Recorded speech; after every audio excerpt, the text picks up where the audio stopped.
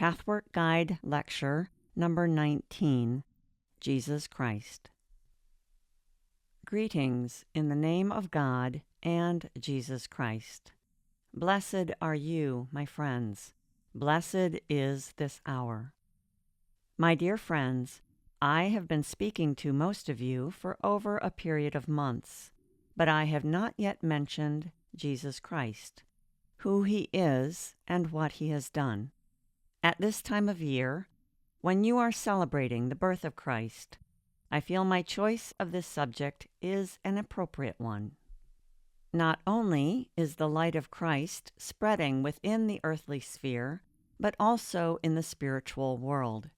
You may say, but in the spiritual world there is no time, and this is true. This is difficult to explain.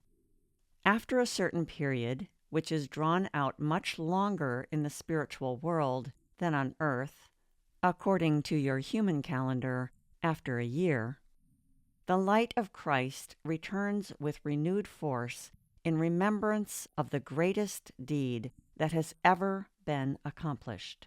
The light is so strong, so penetrating and glorious, that it is unimaginable. There is such bliss, such rejoicing, such happiness, and such wisdom coming from this light. For wisdom and light are one. In your human language, you call it enlightenment. In the spiritual world, light and knowledge and love are all one and the same. At this period, the light of Christ penetrates down to the lowest spheres of gloom, and at least to some small degree into the world of darkness. There may be just a gleam of it, a small sheen, a glimpse of light, yet the influx is there. And at this period, when the beings living in the world of darkness encounter this light, they have a different reaction to it. Those who are ready to advance spiritually will welcome the light and will follow it. Others, who are not that far advanced yet, will cringe away from it, for it is very painful to them. It causes an extreme pain they cannot stand. Therefore, a human being who has succeeded in bringing out the light from within, for it is one and the same light, will be protected against creatures from the world of darkness. Now, who is Christ? Some Christian religions claim he is God. This is not so, for he himself has said, as you can read in the Holy Scriptures, that he is not God. He is not the Father or the Creator. Some say Jesus was just a wise man, a sage, a great teacher with great wisdom, not unlike a few others who have lived at other times in other countries. This is also wrong. The truth is, my friends, whether you want to believe it now or not, that Jesus, the man, was the incarnation of the Christ. And this Spirit is the highest and most exalted of all created beings. He is the first direct and inborn creation of God. His substance is the same as the substance of God. All of you possess some of this same substance, which I call the higher self, or the divine spark. It has to come out gradually through spiritual development. But no other created being has this substance in quite the same degree as the Christ, and there is the difference. Again and again, I see that human beings think or feel, why was he chosen? If he is the Son of God, so are we all children of God. Why should he be better, more exalted, or higher? Why? This is not just. These thoughts and feelings are often lurking in the souls of human beings, even if they do not dare make them conscious. therein lies the seeds of the fall of the angels. This very thought or attitude, which started long before the material earth existed, caused the coming into existence of disharmony and evil. Certainly, no one who had such a thought at the time realized the danger or the possible results of such an attitude. No one actually realized that in this jealousy lies a lack of faith in God and in His capacity to love. For even though God created His first Son as the highest of all beings and gave most of His substance to Him, if you have the trust and faith the Creator deserves, you will not think that this was unjust or that you lack anything. Nowadays, people do not carry these thoughts quite so far.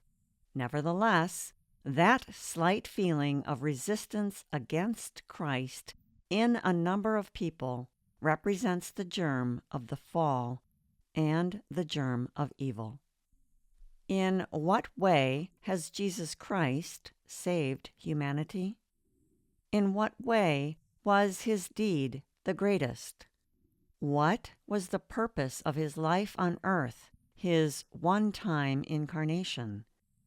The purpose of His life was not only to spread His teachings, for, true and beautiful as they are, basically the same teachings could be found elsewhere too, though perhaps in another form. So this was certainly not the only purpose. The second purpose of His life, though still not the main one, was to show symbolically, through His life and death, the course and the stages of development for each person who wants to regain the kingdom of heaven. Periods of testing, trials, faith in God in times of adversity, crucifixion of the personal ego with its vanity and self-will. All this was symbolized by the body of Jesus. The resurrection of His Spirit signifies the life eternal of bliss and happiness for the spiritual essence of each individual after the ego has been crucified. This cannot happen otherwise than through pain. But even this part of His task is not the main and most important one. The two purposes mentioned here can be considered as accompaniments to the main purpose He had to fulfill. At a future date, I will describe in greater detail how His main task meant salvation, for He was the Messiah. Right now, I want to say this to you. If Jesus had failed, another spirit would have tried to fulfill the task, for it was not certain beforehand that Jesus would fulfill it, even though He was the natural and logical choice. Someone had to come to earth and go through all the sufferings completely alone, at certain times, barring all divine protection, and resisting all evil and all temptation out of His own free will. Only in this way could the spiritual laws continue to remain unbroken, so that in a spirit of justice, each individual, and even the very forces of evil, could find the way back to God. God is the power, and with His power, He could certainly have done anything, including breaking His own laws. Had He done this, a great number of creatures who were not yet ready to find their way back would have been permanently separated from God and from the eternal life of bliss. That might have included any of you. Only by the vast and elaborate plan of salvation is it possible that down to the very last of the fallen creatures, everyone can at one time find the way back to God. This is difficult to understand now but in the future I will explain it in more detail. For the present, this should suffice to give you an idea of how extremely grave and serious the task was. Only understanding this will keep people from ever saying that God is unjust or that God has used his power to break his own laws. Naturally, God's power has to be the greatest. No one will be able to say that God has used his power to violate his gift of free will given to each and every individual. The supreme justice of this solution could only happen through the fulfillment of such a task. Thus, no free will was broken and no power used unduly. Jesus Christ has proven this. Naturally, the question may come up: can we find and reach God, and can we attain perfection only through Jesus Christ? The answer, my friends, is yes and no. It is one of those apparently paradoxical cases where both answers are correct. I will try to explain how this is. You can reach a stage of development through every one of the great world religions, including the non-Christian ones, in which you can experience absolute truth. No spirit world of God will ever tell you to leave your church or your temple or your faith. For if you have found what you seek and need in the way of happiness and spiritual food, in the faith you are accustomed to, remain there. Enough of basic fundamental truth and enough of what you need for your spiritual development is contained in all the great religions. It is up to you to find what the truths necessary for your personal development are, and then to put them into practice. When I speak of satisfaction with your faith, I do not mean the satisfaction of your surface conscience. That is not enough. But if you follow the teachings of your religion, whereby you learn and do what alone matters, namely work for self-knowledge, self-purification, and utter self-honesty, then the religion to which you belong, or which you have chosen, will satisfy your spirit. The purification of your lower self and the crucifixion of the ego are the all-important things. Where you are able to find the necessary help, guidance, and inspiration to accomplish this does not matter much, even if, for many reasons, you cannot recognize Christ in a religious affiliation. By self-purification alone, you will raise your consciousness to such a degree that you will be open for truth in all its aspects concerning the part Christ played in the history of creation, or concerning anything else for that matter. So in this respect, the answer is no to the question whether it is only through the recognition of Jesus Christ right now that one can reach God. The perception of absolute truth in any respect can only happen through a process of self-purification over the lifetimes. Unfortunately, few people are doing that. Anyone going through the difficult process of self-purification will prepare the ground for becoming able to receive and experience absolute truth in all its facets, whether some of the recognition takes place during this incarnation or, due to certain circumstances, afterwards. The ground has to be prepared, and this means perfection through purification. For instance, as long as there is stubbornness in the soul, the experience and perception of absolute truth is impossible. Stubbornness and self-will are exactly what hinder the raising of your consciousness. Any imperfection is a hindrance.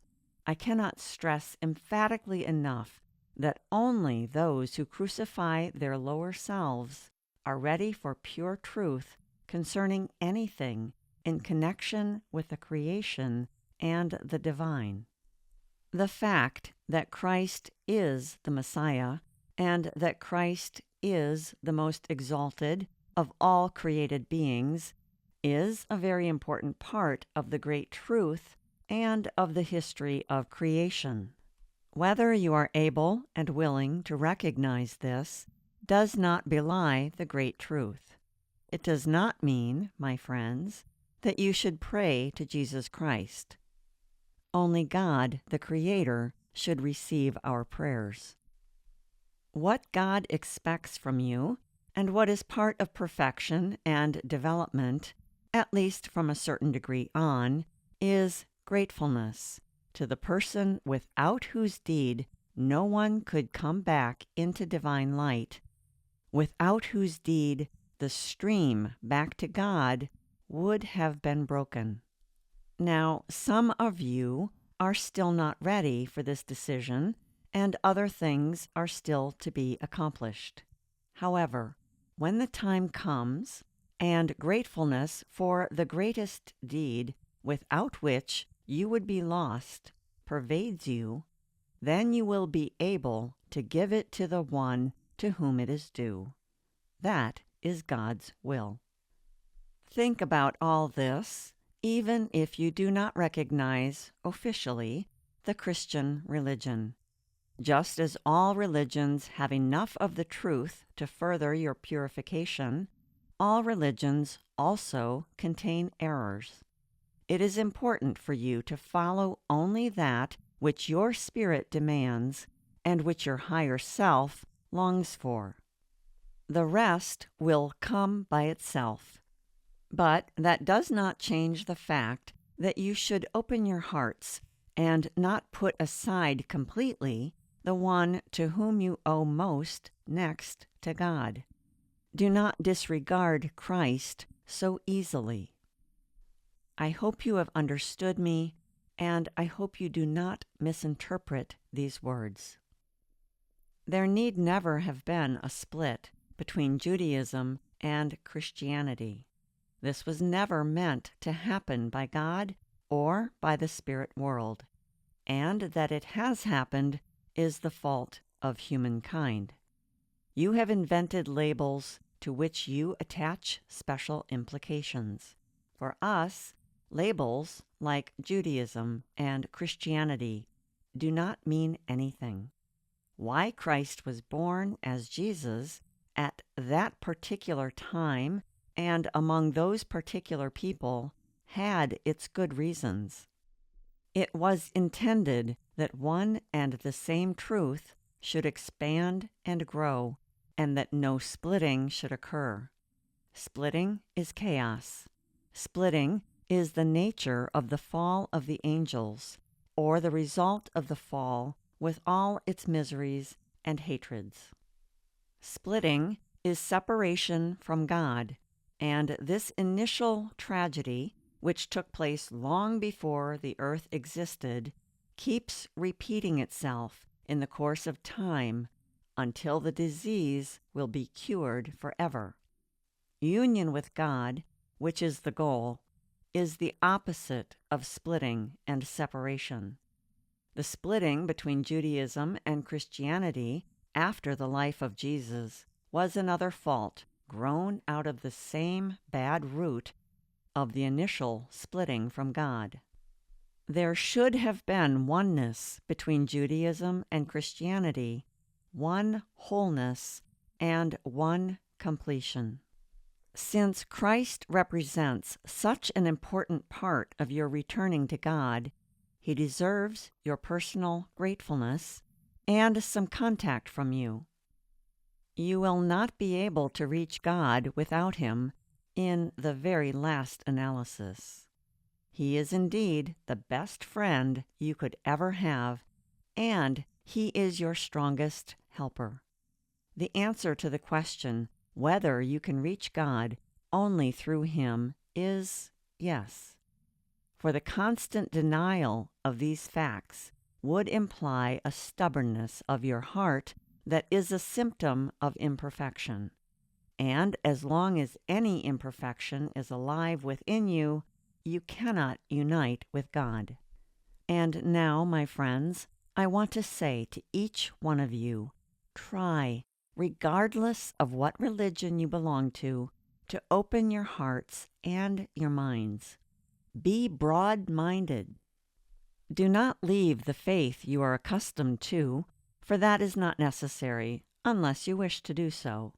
But consider that my words are true, even if you do not believe that a spirit talks to you, a spirit of the spirit world, who has the insight and the knowledge that these are truths and not mere opinions, such as you on earth can have on these subjects.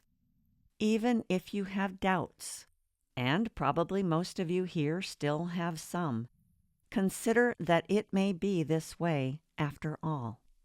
What your fathers and forefathers, or the people in whom you trust and who have influenced you in your life, have said may not be entirely right. Certainly, they have spoken some truths, for truth exists everywhere, but no one group among all humankind has all the truth. You, who are spiritually searching people, should open the doors to truth, no matter from what side it may present itself to you. Do not be stubborn. Do not believe that this means giving in or showing lack of character, my friends. What an immature notion this is. The question here remains as always, what is true? God is truth, as well as wisdom and love. If you deny truth for any silly, stubborn, and childish notion, you are thus denying God, at least in one aspect of your personality. The only question that counts is, what is true? Nothing else ever does, for any other question can only come from the lower self, even if clothed with apparently high-sounding motives. Be blessed.